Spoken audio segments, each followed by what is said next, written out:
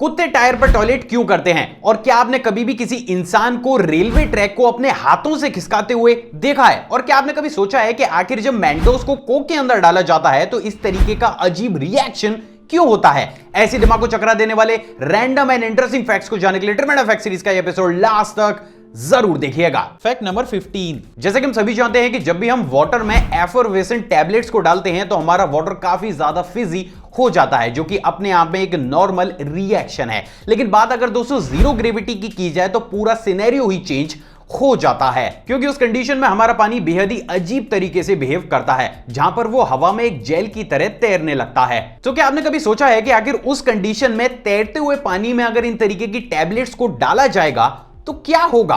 दोस्तों अभी आपकी स्क्रीन पर आपको जो वीडियो क्लिप दिख रही है उसको भी हाल ही में इंटरनेशनल स्पेस स्टेशन में शूट किया गया है, जिसमें आप बेहद ही साफ तौर पर यह देख सकते हैं कि जब जीरो ग्रेविटी में फ्लोटिंग बबल वाटर में एफरवेसेंट टैबलेट्स को डाला जाता है तो वो किस तरीके से बेहद ही यूनिक वे में रिएक्ट करता है, जहां पर पानी के मॉलिक्यूल्स चाहकर भी उत्तेजित नहीं हो पाते हैं। और आप ये जानकर हैरान हो जाएंगे कि अभी तक की इस तरीके की सबसे पहली ऐसी वीडियो है जिसको ISS में हाई रेजोल्यूशन कैमरे से रिकॉर्ड किया गया है। तो ये वीडियो क्लिप अपने आप में रेयर जरूर है। Fact number 14। दोस्तों आपने इस दुनिया में बहुत सारे ऐसे एनिमल और पक्षी तो देखे ही होंगे जो अपने शिकार को फंसाने के लिए कुछ ना कुछ यूनिक हरकतें करते हैं, जिसकी वजह से उनका शिकार उनसे अट्रैक्ट होकर उनके पास चला आता है और वो बेहद ही आसानी से उसका शिकार कर लेते हैं। तो वहीं दोस्तों क्या आपको पता है कि इस दुनिया में एक ऐसी यूनिक फंगस भी मौजूद है जो अपने शिकार को फंसाने के लिए कुछ ऐसा करती है जिसको जानकर आपके भी होश जरूर उड़ जाएंगे। दरअसल दोस्तों इस फंगस को ग्लो वॉर्म के नाम से जाना जाता है, जो कि न्यूजीलैंड के हाई ह्यूमिडिटी एरियाज और मोस्टली केव्स के अंदर पाई जाती है।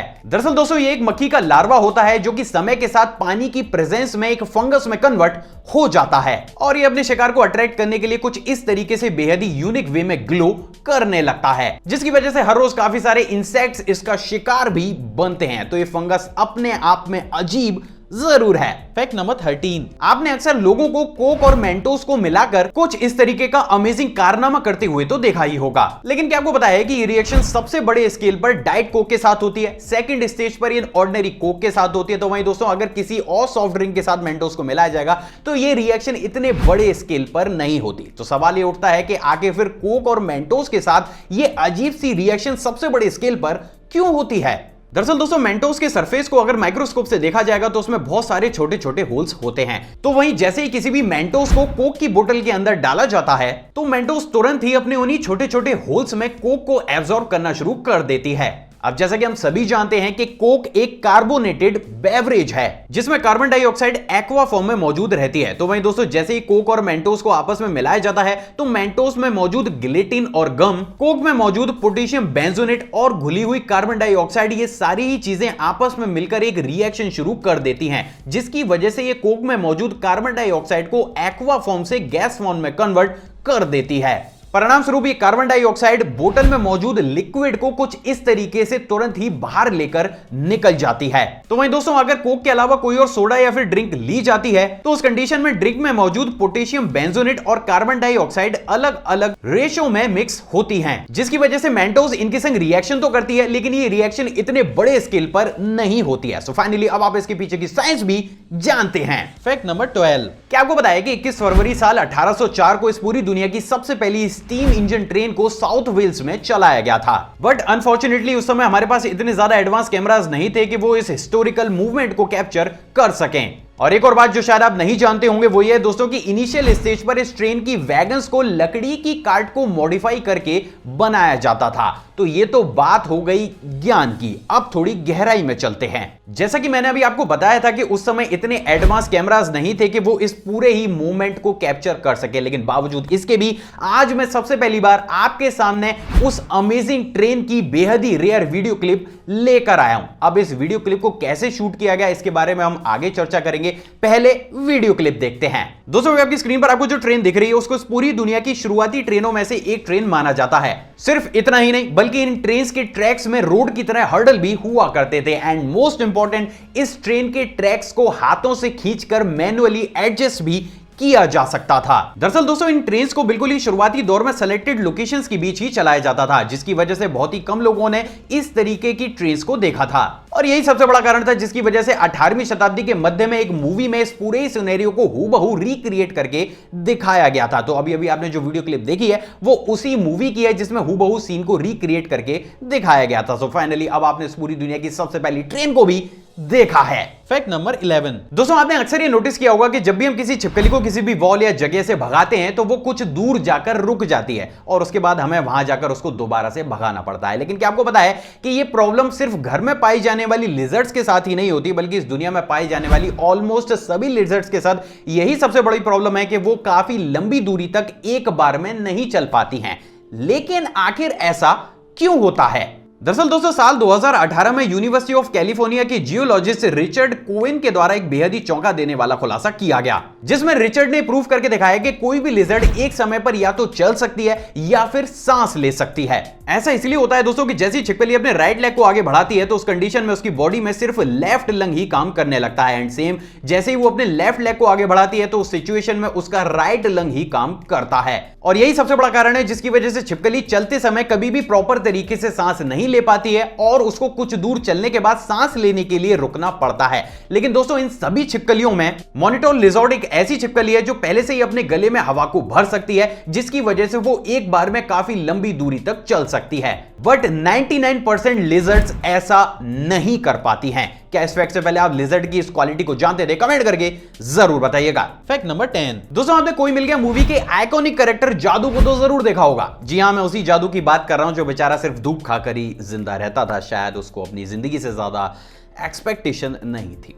खैर, क्या आपको पता है कि मूवी में ऋतिक रोशन और जादू के कैरेक्टर को फैमिलियर दिखाने के लिए जादू को भी एक एक्स्ट्रा थंब लगाया गया था। लेकिन दोस्तों जादू के हाथ का यह एक्स्ट्रा थंब इतना ज्यादा छोटा था कि आई नो बहुत ही कम लोग ऐसे होंगे जिन्होंने इस चीज को पॉइंट आउट किया होगा।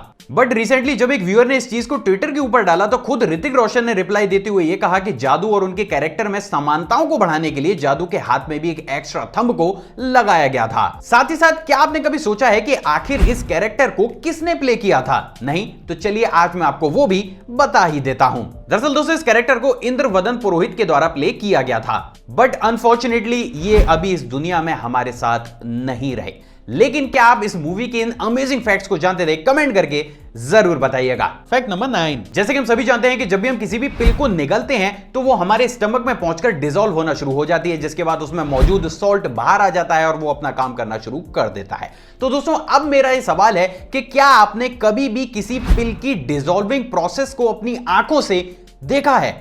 नहीं तो चलिए आज वो रेयर वीडियो क्लिप भी देख ही लेते हैं। दोस्तों अभी आपकी स्क्रीन पर आपको जो वीडियो क्लिप दिख रही है उसमें अलग अलग पिल्स की डिसॉल्विंग प्रोसेस को बेहद ही डिटेल्ड तरीके से दिखाने की कोशिश की गई है, जहां पर आप बेहद ही आसानी से ये देख सकते हैं कि ये पिल्स हमारे स्टमक में जाकर कुछ इस तरीके से बर्स्ट हो जाती हैं, जिसके बाद इन पिल्स में मौजूद सॉल्ट बाहर आ जाता है और वो हमारे ब्लड में डिसॉल्व होकर अपना काम करना शुरू कर देता है। और ये चीज सच में अपने आप में बेहद ही अमेजिंग है कि कैसे एक छोटी सी पिल हमारे स्टमक के अंदर डिसॉल्व होती है। Fact number 8। दोस्तों इस सीरीज में मैंने आपको बेहद ही खूबसूरत और रेयर बर्ड्स दिखाए हैं, तो वहीं दोस्तों आज सबसे पहली बार इन दोनों ही चीजों को कंबाइन करके मैं आपको एक बेहद ही खूबसूरत और रेयर बर्ड दिखाने वाला हूं। दोस्तों इस जायंट बर्ड का नाम शियोबिल स्टॉक है, जिसको कि व्हेल हेड के नाम से भी जाना जाता है। दरअसल दोस्तों ये बर्ड यूजुअली अफ्रीका में पाई जाती है और आप ये जानकर हैरान हो जाएंगे कि ये बर्ड देखने में जितनी ज्यादा बड़ी है वास्तव में उतनी ही ज्यादा समझदार भी है, क्योंकि दोस्तों ये बर्ड खुद ही अपने फ्रेंड्स को भी चूज कर सकती है। दरअसल दोस्तों जैसे ही कोई भी इंसान इस बर्ड के पास जाता है तो ये बर्ड चंद ही सेकंड्स में या तो उस इंसान को देखकर अपने हेड को शेक करके उससे फ्रेंडशिप कर लेती है या फिर वो इस इंसान को पूरे ही तरीके से इग्नोर कर देती है।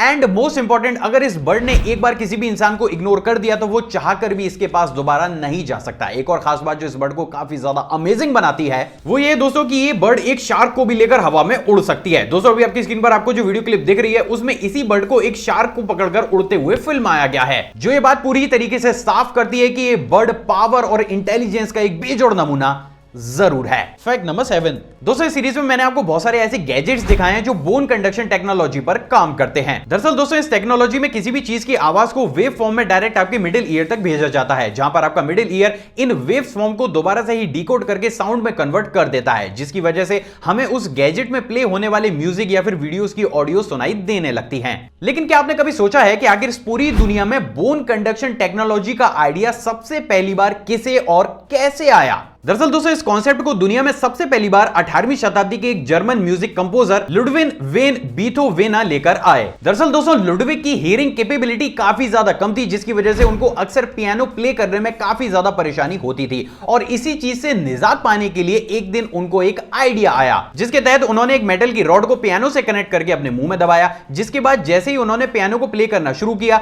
उनको उनके मुंह में पियानो के नोट्स की वाइब्रेशन उसी हिसाब से महसूस होने लगे, जिसे आगे चलकर उन्होंने इतनी बार प्रैक्टिस किया कि सिर्फ इसी के दम पर ही बिना सुने उन्होंने काफी बड़ी बड़ी कंपोजिशंस को भी रेडी किया। और यही वो सबसे पहला ऐसा मौका था जब पूरी दुनिया के सामने बोन कंडक्शन टेक्नोलॉजी का कॉन्सेप्ट आया। एंड फाइनली आज उसी कॉन्सेप्ट को यूज करते हुए हम हमारे स्मार्ट गैजेट्स को यूज कर रहे हैं। Fact number 6। क्या आपको पता है कि साल 1780 के आसपास ऑस्ट्रेलिया का क्राइम रेट काफी तेजी के साथ बढ़ता हुआ चला जा रहा था, जिसके पीछे का सबसे बड़ा कारण ऑस्ट्रेलिया में किसी भी प्रकार की पुलिस फोर्स का नहीं होना था। दरअसल दोस्तों उस समय ऑस्ट्रेलिया में पुलिस फोर्स की जगह पर रॉयल नेवी के जवान शहर को सुचारू रूप से चलाने का काम करते थे। लेकिन जब ऑस्ट्रेलिया में क्राइम रेट हद से ज्यादा बढ़ने लगा, तो सबसे पहली बार साल 1789 में ऑस्ट्रेलियन गवर्नमेंट के द्वारा उनकी सबसे पहली पुलिस फोर्स को बनाकर तैयार किया गया, जिसका नाम रखा गया नाइट वॉच। लेकिन दोस्तों इस फोर्स की सबसे ज्यादा अमेजिंग बात यह थी कि इस फोर्स में कंट्री के बहादुर और नौजवानों की जगह पर कंट्री के बड़े बड़े अपराधियों को रखा गया था। दरअसल दोस्तों ऑस्ट्रेलियन गवर्नमेंट का यह मानना था कि चूंकि अपराधी आपराधिक गतिविधियों को जल्दी और अच्छी तरीके से समझ सकते हैं,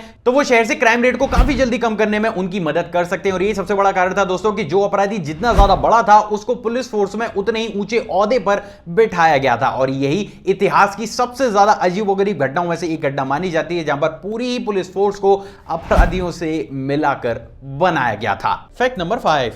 जैसा कि हम सभी जानते हैं कि पिछले कुछ सालों में बहुत सी ऐसी बाइक्स या फिर ट्रक्स को इन्वेंट किया गया है, जिसकी वजह से किसी भी देश की आर्मी दुर्गम से दुर्गम जगहों पर पेट्रोलिंग कर सकती है। लेकिन दोस्तों इन सभी प्रकार के व्हीकल्स में सबसे बड़ी प्रॉब्लम यह होती है दोस्तों कि बाइक्स में आप सिर्फ 2 ही लोगों को बैठाकर ले जा सकते हैं, तो वही ट्रक जैसे बड़े व्हीकल को हर जगह पर ले जाना काफी ज्यादा चुनौती भरा हो सकता है। तो वही दोस्तों क्या आपको बताया कि इन्हीं प्रॉब्लम्स को सॉल्व करते हुए अभी हाल ही में यूएसए की एर्गो नाम की कंपनी के द्वारा इस पूरी दुनिया की सबसे पहली mini of road unstoppable cart को बनाकर तैयार किया गया है। दरअसल दोस्तों इस कार्ट का नाम एर्गो एक्स टीवी है, जिसके टायर और इंजन को कुछ इस तरीके से डिजाइन किया गया है कि ये पानी, ऊबड़ खाबड़ रास्तों, दलदल, जंगल और यहां तक कि बर्फ में भी बिना रुके 4 लोगों को बैठाकर चल सकती है।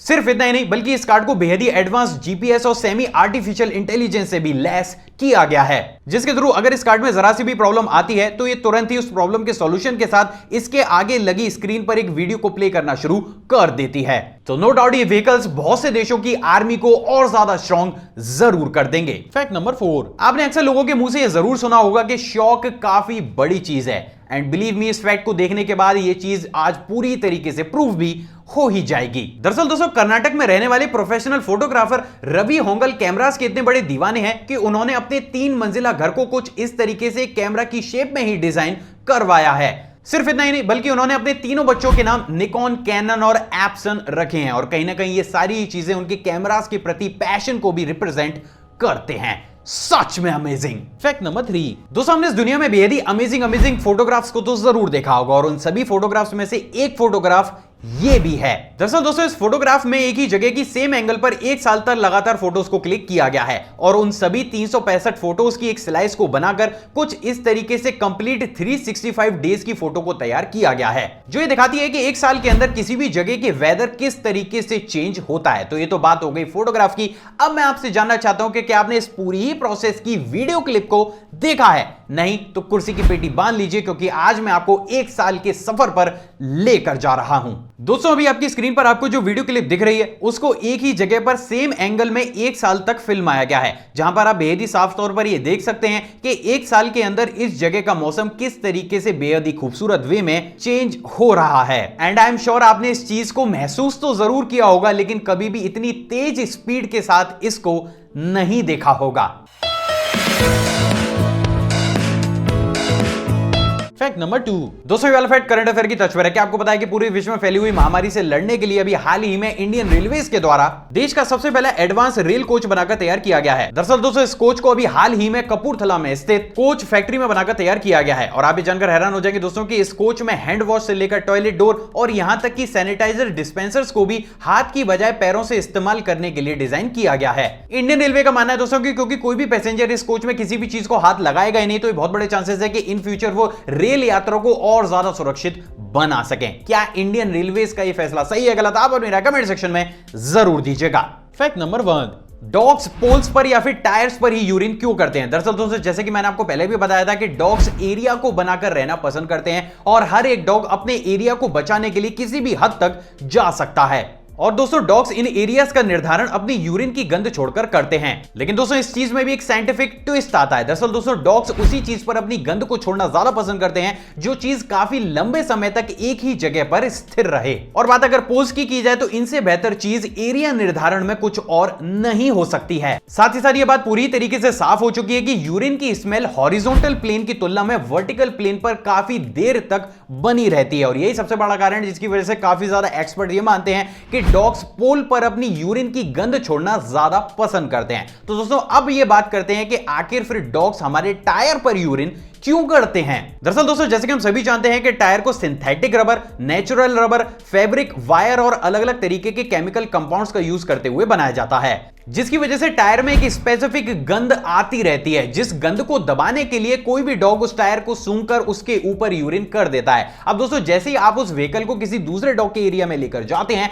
तो उस डॉग को टायर की उस स्पेसिफिक गंध के साथ साथ दूसरे डॉग की यूरिन की स्मेल भी आती है, और वो भी अपने एरिया में। फिर क्या, भाई को गुस्सा आ जाता है और भाई दोबारा से उस टायर के ऊपर यूरिन कर देते हैं ताकि दूसरे डॉग की जो गंध थी वो दब जाए। और ये पूरा ही प्रोसेस एक चेन की तरह काम करना शुरू कर देता है। और ये चेन तब तक चलती है जब तक आप टायर को अच्छी तरीके से वॉश ना करें। लेकिन ऐसा कर पाना काफी ज्यादा टफ होता है, क्योंकि जैसे कि हम सभी जानते हैं कि डॉग्स की सूंघने की जो पावर होती है वो काफी ज्यादा होती है। सो फाइनली अब आप इसके पीछे का साइंटिफिक रीजन भी जानते हैं। आई होप दोस्तों आज की वीडियो आपको नॉलेजेबल लगेगी। अगर आपको वीडियो पसंद आई तो इस वीडियो को दिल को लाइक, शेयर और कमेंट जरूर कीजिएगा। आप चाहें तो मुझे इंस्टाग्राम पर भी फॉलो कर सकते हैं, वहां भी मैं शॉर्ट फैक्ट्स की वीडियोस और बैक स्टेज मोमेंट्स को टाइम टू टाइम शेयर करता रहता हूं। इसका लिंक आपको स्क्रीन पर या फिर डिस्क्रिप्शन बॉक्स में मिल जाएगा। एक और फ्रेश कमाल वीडियो में आप सभी से दोबारा मुलाकात होगी दोस्तों। जय हिंद।